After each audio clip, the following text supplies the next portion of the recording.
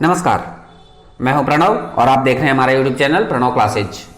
आज हम आपके लिए लेकर आए हैं उत्तर वैदिक कालीन सभ्यता का सामाजिक, राजनीतिक, धार्मिक और आर्थिक जीवन, इस पे छोटे छोटे किंतु महत्वपूर्ण तथ्य।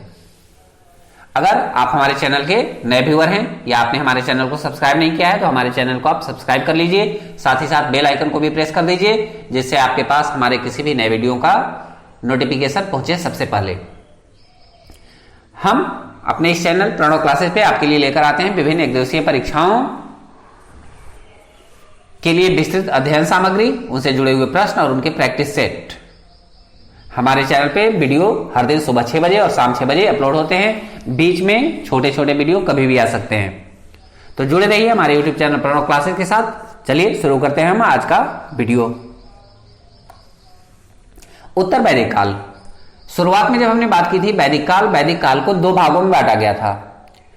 वैदिक काल को दो भागों में बांटा गया था। 1500 ईसा पूर्व से 1000 ईसा पूर्व तक उसे पूर्व वैदिक काल कहते थे या ऋग्वैदिक काल कहते थे, और 1000 ईसा पूर्व से 600 ईसा पूर्व तक का जो समय काल था उसको उत्तर वैदिक काल कहा जाता है। 1000 ईसा पूर्व से 600 ईसा पूर्व तक का जो समय था वैदिक काल का, उसे उत्तर वैदिक काल कहा जाता है। और इसका जो स्रोत है, इसके लिए जानकारी का, उत्तर वैदिक काल की जानकारी का जो स्रोत है वह ऋग्वेद के अलावा अन्य जो 3 वेद हैं उनमें इन सबका सामाजिक, आर्थिक, राजनीतिक जीवन का उल्लेख कहीं न कहीं मिलता है। ऋग्वेद सबसे पुराना वेद है जिसमें ऋग वैदिक कालीन सभ्यता की जानकारी मिलती है, जबकि उत्तर वैदिक कालीन सभ्यता की जानकारी वो ऋग्वेद के अलावा अन्य 3 वेदों में भी मिलती है। और वो जो 3 वेद हैं ऋग्वेद के अलावा वो हैं यजुर्वेद, सामवेद और अथर्ववेद।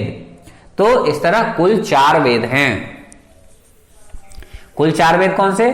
पहला है ऋग्वेद, दूसरा यजुर्वेद, तीसरा सामवेद और चौथा अथर्ववेद। इन चारों वेदों के आधार पर हमें उत्तर वैदिक कालीन सभ्यता की जानकारी मिलती है कि वहां की सामाजिक बनावट कैसी थी, वहां का राजनीतिक व्यवस्था कैसा था, वहां का धार्मिक जीवन कैसा था, वहां का आर्थिक जीवन कैसा था।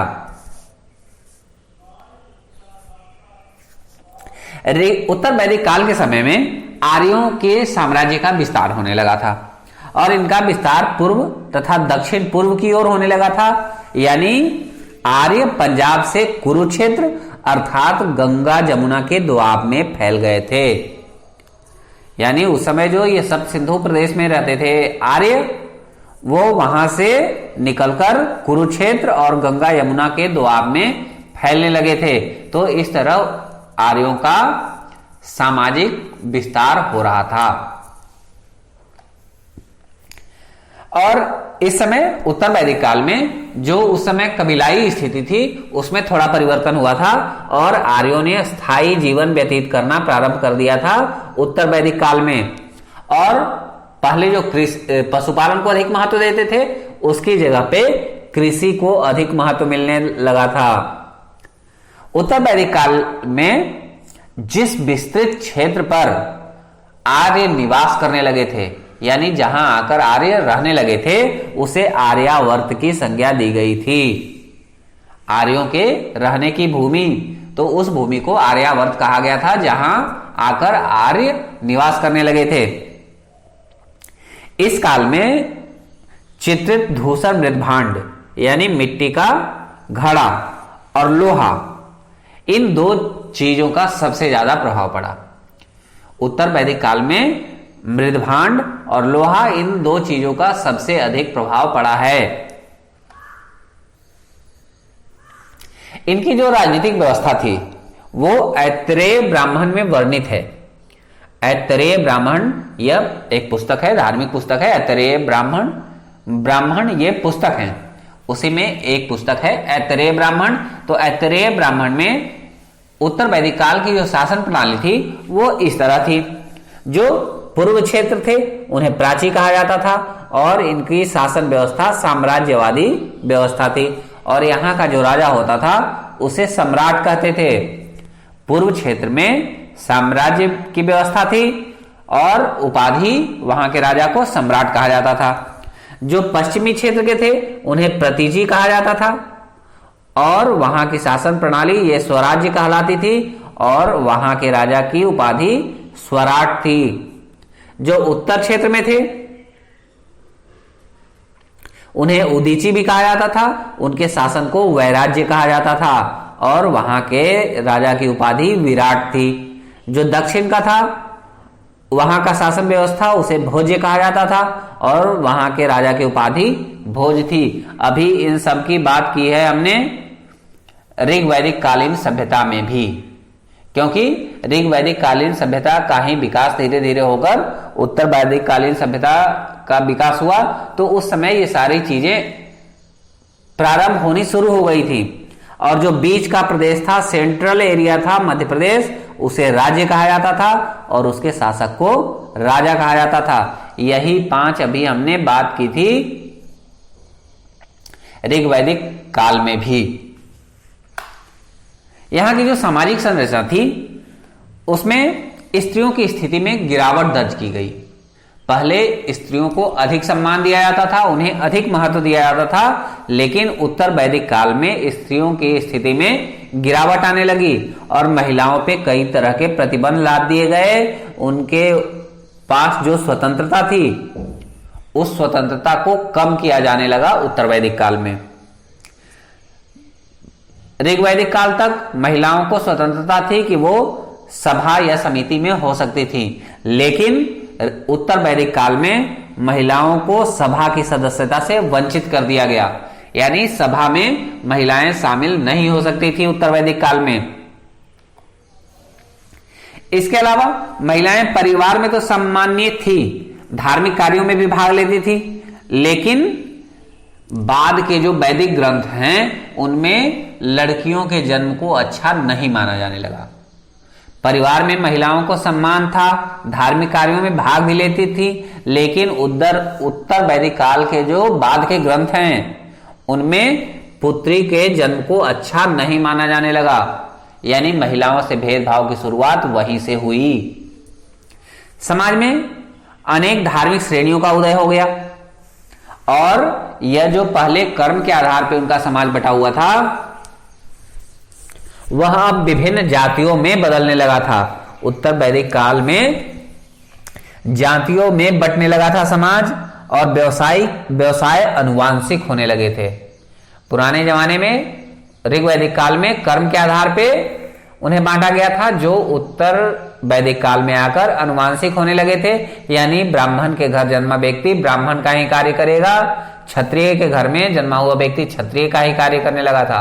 तो इस तरह से वर्ण व्यवस्था और स्त्रियों की जो अवस्था थी उन दोनों में ही उत्तर वैदिक काल में गिरावट दर्ज की गई, यानी धीरे धीरे जो पहले धार्मिकता की प्रवृत्ति थी उसमें धीरे धीरे कलुषता हावी होने लगा उत्तर वैदिक काल आते आते। और इस समय में जो ग्रंथ छांदोग्य उपनिषद था इसमें केवल 3 आश्रमों की चर्चा की गई है, ब्रह्मचर्य आश्रम, गृहस्थ आश्रम और वानप्रस्थ आश्रम। इन तीनों की चर्चा कहां की गई है? छांदोग्य उपनिषद में। ब्रह्मचर्य आश्रम, गृहस्थ आश्रम और वानप्रस्थ आश्रम, ये 3 आश्रमों की चर्चा की गई है छांदोग्य उपनिषद में। जबकि 4 अवस्थाओं की जानकारी यह मिलती है जाबालोपनिषद में।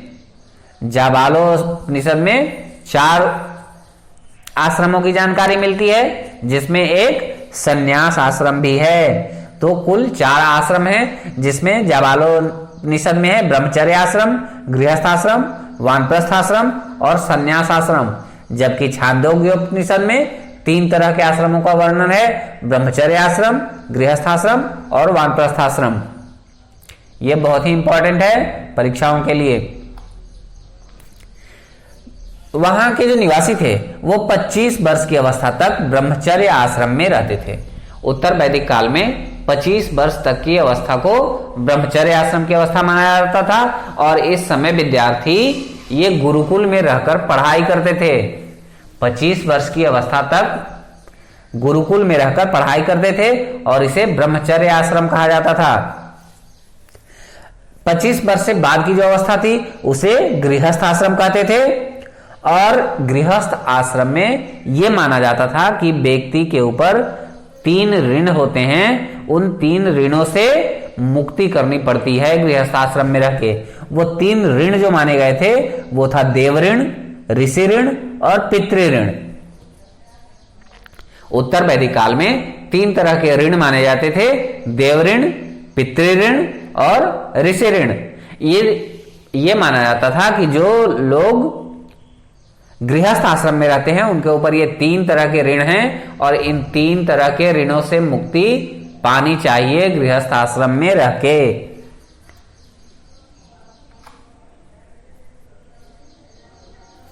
उस समय तक जो गृह निर्माण था या उनकी जो वेशभूषा थी, उनके जो कपड़े पहनने का ढंग था, उनमें कुछ खास परिवर्तन नहीं था। घरों का निर्माण पहले जैसे ही होता था, उनके कपड़ों में कोई परिवर्तन नहीं हुआ। जैसे वो पहले कपड़े पहनते थे ऋग वैदिक काल में, वैसे ही कपड़े उत्तर वैदिक काल में भी पहने जाते थे।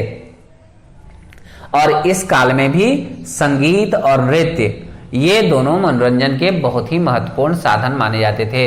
उत्तर वैदिक काल में भी संगीत को और नृत्य को मनोरंजन का सबसे अच्छा साधन माना जाने लगा था। साथ ही साथ इस समय नाटकों का मंचन होने लगा था। पहले सिर्फ संगीत और नृत्य थे, लेकिन अब उसका रूप बदलकर नाटकों के रूप में भी हो गया था। और ये जो नाटकों का मंचन होता था इसको सैलूस कहते थे। जो नाटकों का मंचन होता था, अभिनय की जो कला थी, उसे सैलूस कहा जाता था उत्तर वैदिक काल में। इसके अलावा इस काल में विभिन्न वीणा वादकों के बारे में भी उल्लेख मिलता है उत्तर वैदिक काल में। तैत्तिरीय ब्राह्मण ये एक पुस्तक है, अभी बात की थी हमने। तो तैत्तिरीय ब्राह्मण के अनुसार ब्राह्मण सूत का, क्षत्रिय सन का और वैश्य ऊन का यज्ञोपवीत धारण करते थे।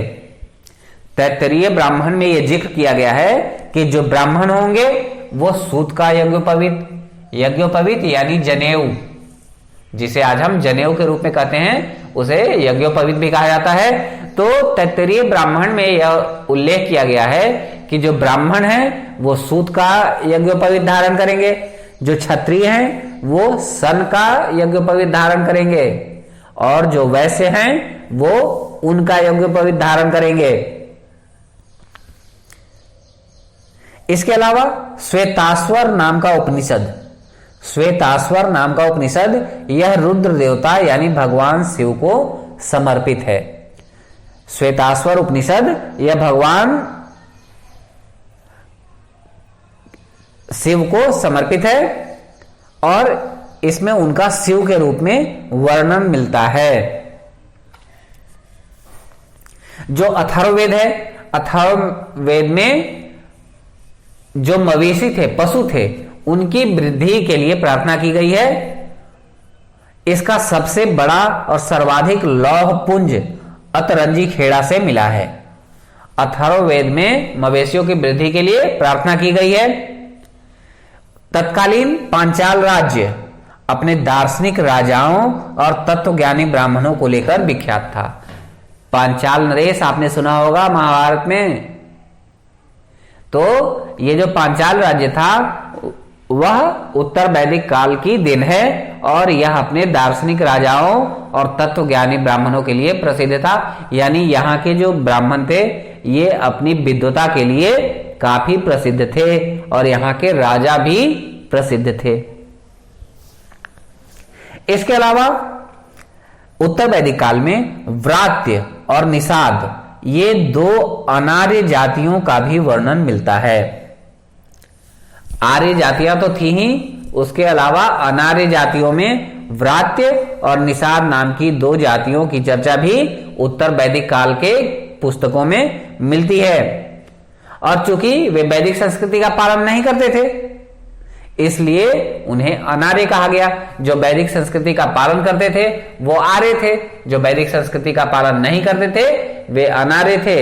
और उसमें ये 2 जातियां व्रात्य और निषाद नाम की 2 जातियां थी जो अनार्य थी। जो उत्तर वैदिक कालीन सभ्यता थी उसका आर्थिक जीवन कैसा था। धीरे धीरे जब लोगों के पास संपत्ति बढ़ी, जब पशुपालन से लोग कृषि की ओर आकर्षित होने लगे, तो उनमें एकाधिकारिता की प्रवृत्ति उभरने लगी। जब वो पशुपालन से कृषि की ओर उन्मुख होने लगे और उनमें उनके अंदर व्यवसाय के प्रति आकर्षण बढ़ा, तो उनके अंदर एकाधिकार होने की प्रवृत्ति बढ़ने लगी और इसके चलते लोगों ने खेती को, कृषि को अपने व्यवसाय के रूप में अपनाना शुरू कर दिया। जब लोहे की खोज हुई, लोहे से विभिन्न तरह के अस्त्र शस्त्र बनाए जाने लगे, विभिन्न तरह के औजार बनाए जाने लगे, तो उससे खेती करना यह सुलभ हो गया और इसके चलते भी कृषि का प्रसार हुआ उत्तर वैदिक काल में। लोहे की खोज होना और उसके विभिन्न तरह के उपकरण बनना, इसके चलते कृषि को बढ़ावा मिला उत्तर वैदिक काल में।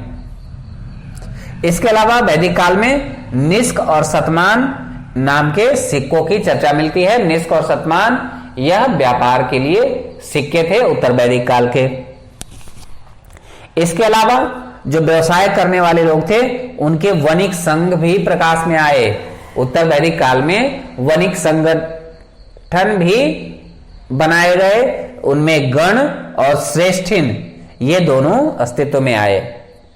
जो वणिक समाज था, जो व्यापारियों का वर्ग था, उसमें गण और श्रेष्ठिन नाम के दो समुदाय बने।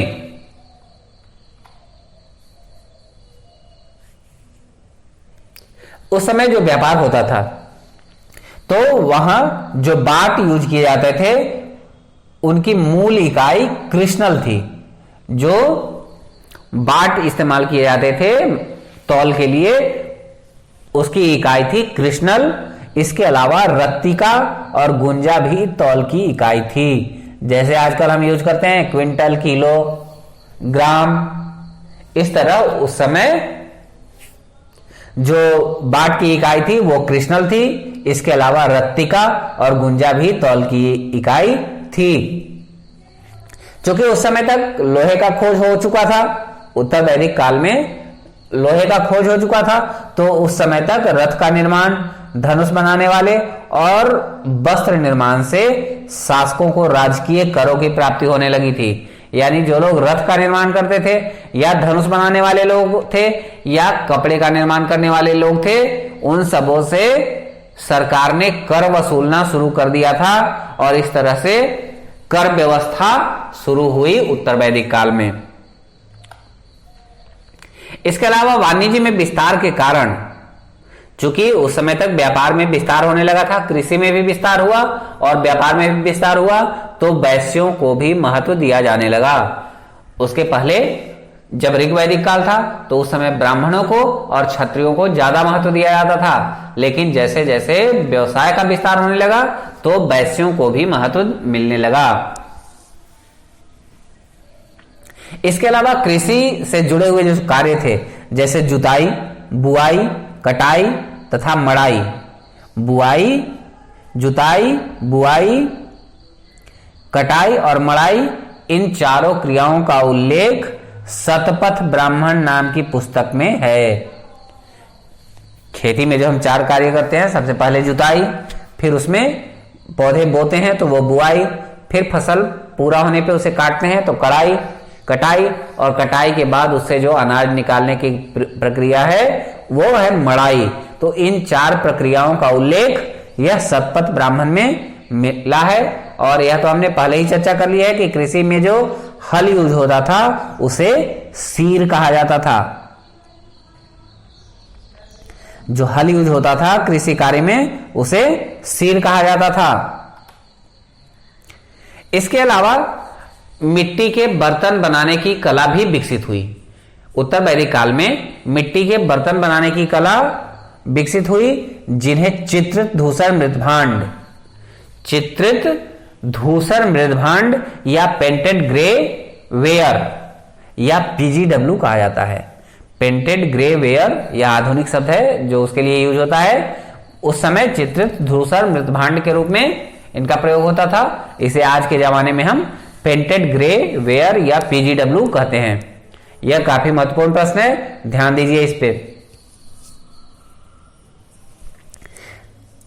काठक संहिता में 24 बैलों द्वारा खींचे जाने वाले हलों का उल्लेख मिलता है, यानी ऐसे हल थे जिनको 24 बैल एक साथ मिलकर खींचते थे। इसके अलावा तैत्तिरीय उपनिषद में अन्न को ब्रह्मा और यजुर्वेद में हल को सिर कहा गया है। अन्न को ब्रह्मा यह कहा गया है तैत्तिरीय उपनिषद में, यानी उस समय अन्न को इतना महत्व दिया जाता था कि अन्न को ब्रह्मा कहा जाता था। और यजुर्वेद में जो हल को सिर कहा जाता था, यह उल्लेख यजुर्वेद में मिलता है।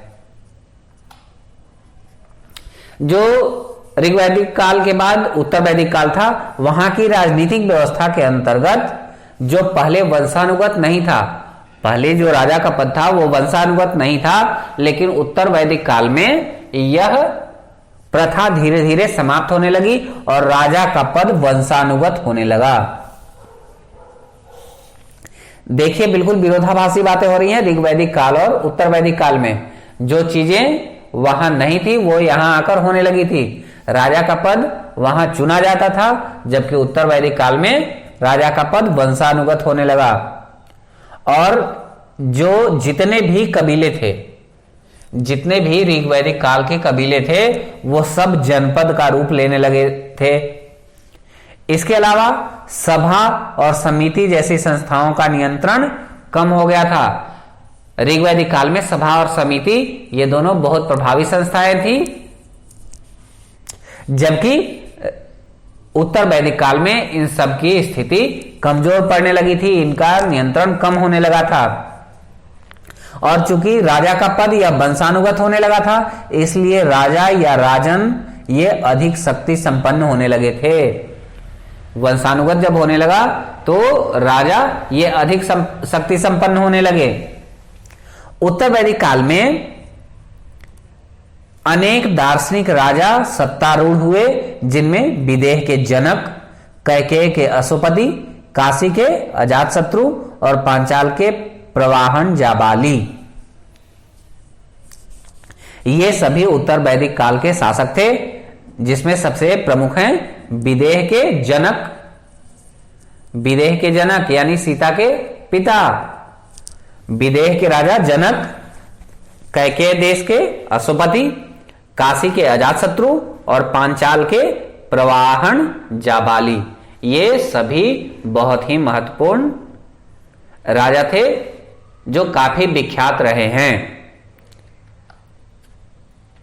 और ये जो राजा थे, इन्होंने अपने मंत्रियों और अधिकारियों की सहायता से अपने राज्य पर शासन की देखभाल करते थे।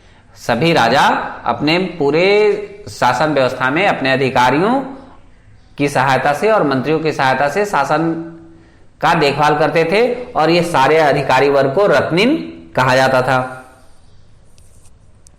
लेकिन जो न्याय व्यवस्था थी उत्तर वैदिक काल की, न्याय व्यवस्था में राजा का जो निर्णय होता था वो सबसे महत्वपूर्ण होता था, लेकिन जो घरेलू मुकदमे होते थे वो लोकल स्तर पर, स्थानीय स्तर पर ही निपटा दिए जाते थे, और जो विवाद राजा के पास पहुंचते थे उसमें राजा का जो निर्णय होता था वो सर्वमान्य होता था।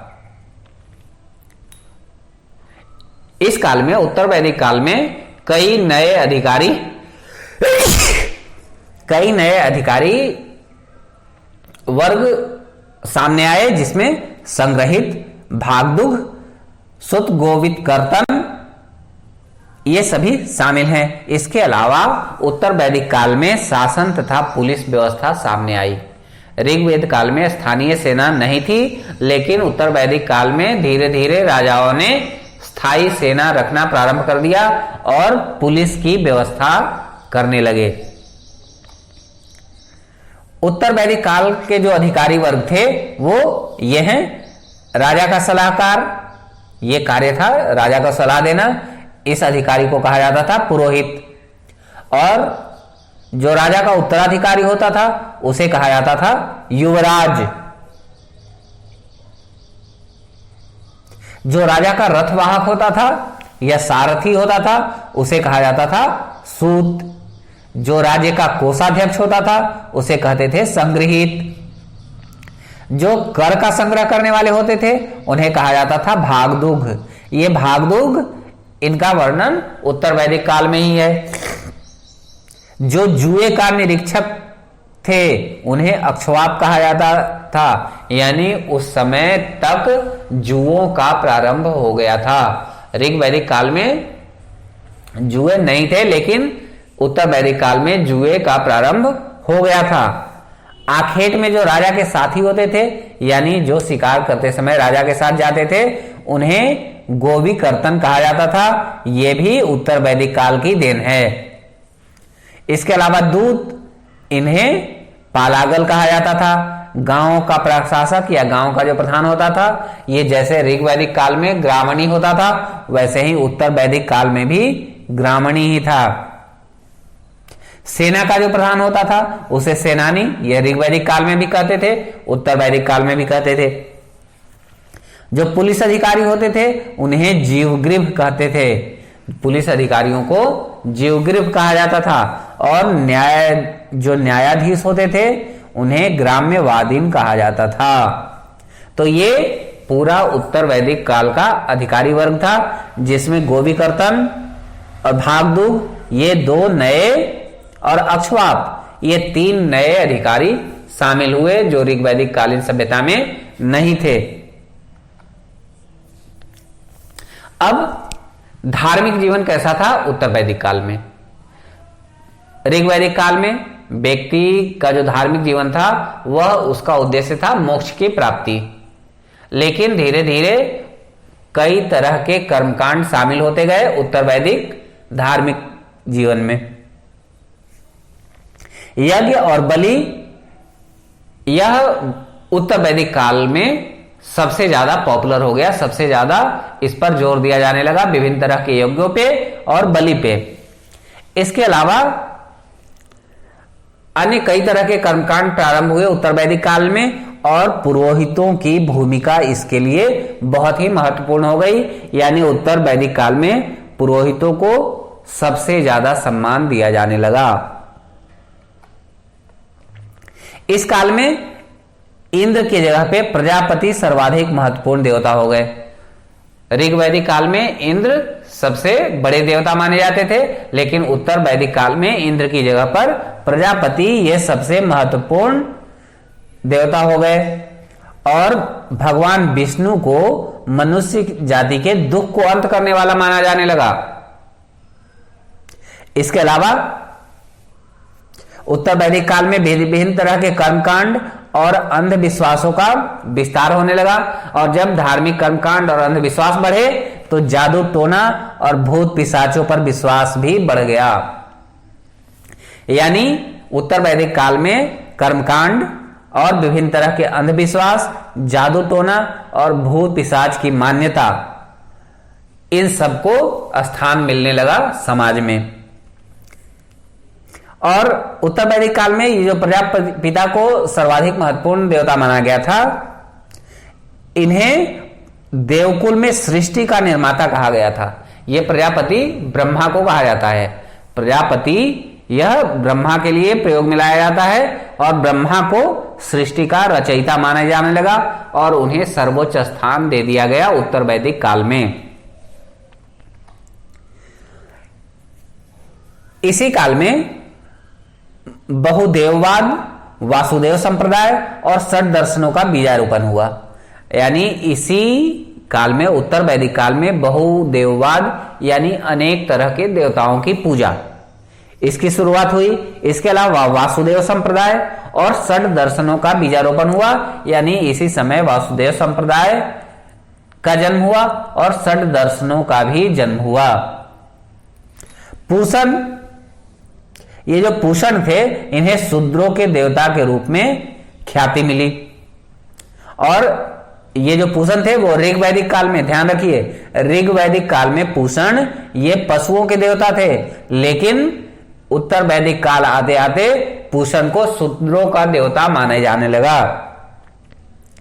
इसके अलावा पहले जो यज्ञ होते थे ऋग वैदिक काल में, उसमें मंत्रों की प्रधानता नहीं थी, लेकिन उत्तर वैदिक काल आते आते यज्ञ और बलि में मंत्रों की प्रधानता हो गई, मंत्रोच्चारण की प्रधानता हो गई, और इसलिए ब्राह्मणों का वर्चस्व बढ़ गया उत्तर वैदिक काल में। इसके अलावा ब्रह्म, जीव और आत्मा के दार्शनिक मतों पर भी चर्चा की जाने लगी, यानी ब्रह्म क्या होता है, जीव क्या होता है, आत्मा क्या होती है, इस तरह के विचार उस समय पनपने लगे उत्तर वैदिक काल में। उत्तर वैदिक काल में जो महत्वपूर्ण यज्ञ होते थे उनमें राजसूय यज्ञ, वाजपेय यज्ञ, अश्वमेध यज्ञ और अग्निष्टोम, ये उत्तर वैदिक काल के यज्ञ हैं। राजसूय यज्ञ यह राजा के राज्याभिषेक के अवसर पर किया जाता था, और इस यज्ञ में राजा अपने अंदर दिव्य शक्तियां प्रत्यारोपित करने का आडंबर करता था, यानी यह माना जाता था कि राजसूय यज्ञ से राजा के अंतर्गत दिव्य शक्तियां आ जाती हैं। और यह जो राजसूय यज्ञ होता था इसमें सोमरस का पान किया जाता था, और इस दौरान जब ये राजसूय यज्ञ होता था तो जो राजा होता था वह अपने रत्निनों यानी अपने सारे अधिकारियों के घर जाता था। राजसूय यज्ञ में जो राजा होता था वह अपने सारे अधिकारियों के घर जाता था, और इस समय सोमरस का पान भी किया जाता था। साथ ही साथ ये माना जाता था कि इस यज्ञ से राजा के अंतर्गत दिव्य शक्तियां आ रही हैं। दूसरा जो वाजपेय यज्ञ था, इसका आयोजन राजाओं द्वारा अपने शौर्य और शक्ति प्रदर्शन के लिए किया जाता था। वाजपेय यज्ञ यह राजाओं द्वारा अपने शौर्य को और शक्ति को प्रदर्शित करने के लिए किया जाता था। इसमें रथ दौड़ के द्वारा जनता का मनोरंजन भी किया जाता था। अश्वमेध यज्ञ, इसकी चर्चा आपने सुनी है। किसने अश्वमेध यज्ञ किया था, किसी एक का नाम बताइए। चलिए, अश्वमेध यज्ञ क्या था।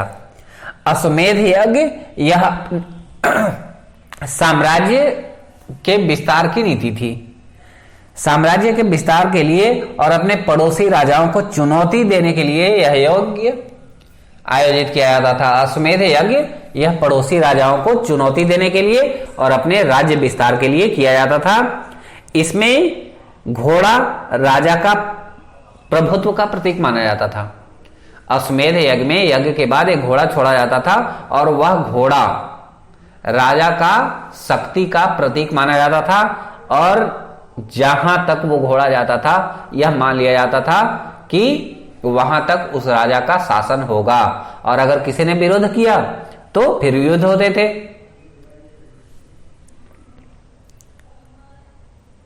सतपथ ब्राह्मण में दो राजाओं भरत दोष्यंती और शतानिक सत्राजित द्वारा अश्वमेध यज्ञ करने के उल्लेख मिलते हैं।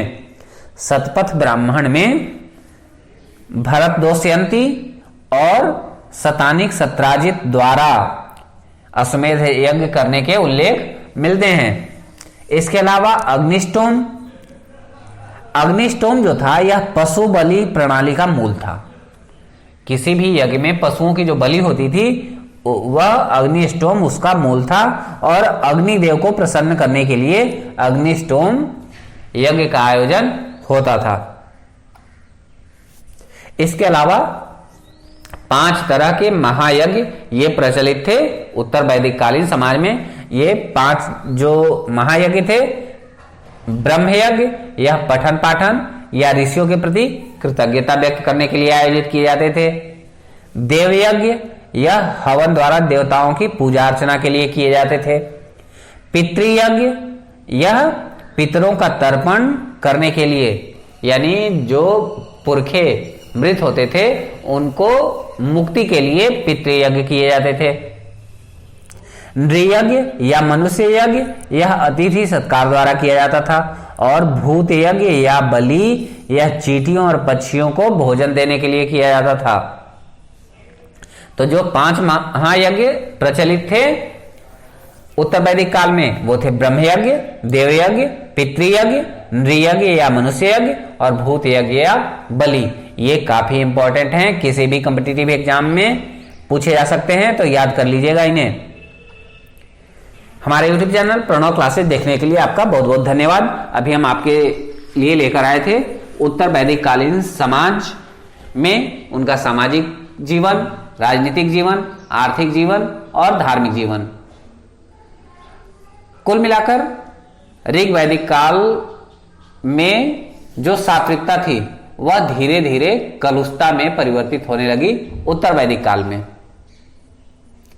इस तरह के छोटे छोटे महत्वपूर्ण तथ्य जानने के लिए जुड़े रहिए हमारे YouTube चैनल प्रणव क्लासेस से। यहां हम आपके लिए लेकर आते हैं विभिन्न एक दिवसीय परीक्षाओं के लिए विभिन्न विषयों पर विस्तृत अध्ययन सामग्री, उनसे जुड़े हुए प्रश्न और उनसे जुड़े हुए टेस्ट सीरीज।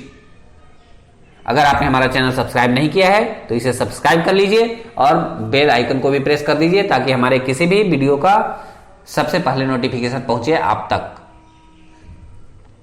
मिलते हैं फिर एक नए वीडियो में, तब तक के लिए धन्यवाद और नमस्कार।